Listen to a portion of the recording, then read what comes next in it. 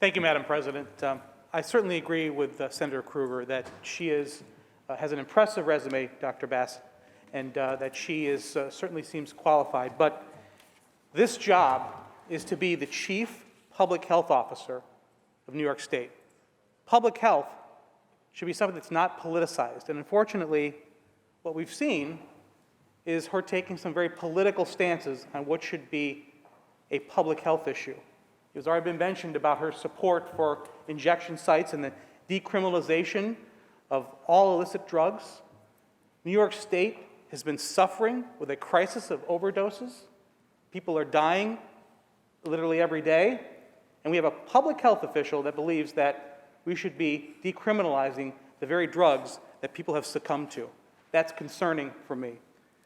She's also politicized the office already by making a recommendation that doctors, instead of looking at a patient individually based solely on their need for life-saving therapeutics for COVID treatment, that we should consider superficial issues like the person's skin color or ethnicity.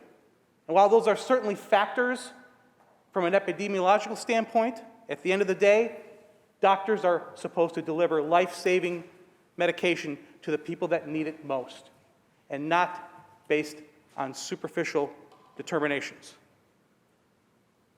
And then we have talking about creating an Office of Gun Violence within the Department of Health. And when she was asked about this in one of the hearings, she kind of cavalierly said, but I'll have to come up with a different name than the Office of Gun Control because some of our legislators are allergic to talking about gun violence.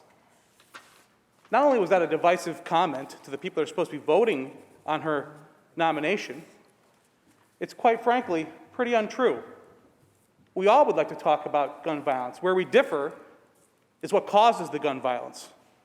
I firmly believe it's the people behind the gun, the people that we're not putting in jail, the people that we're letting out over and over again. What is the public health answer to revolving door criminal justice?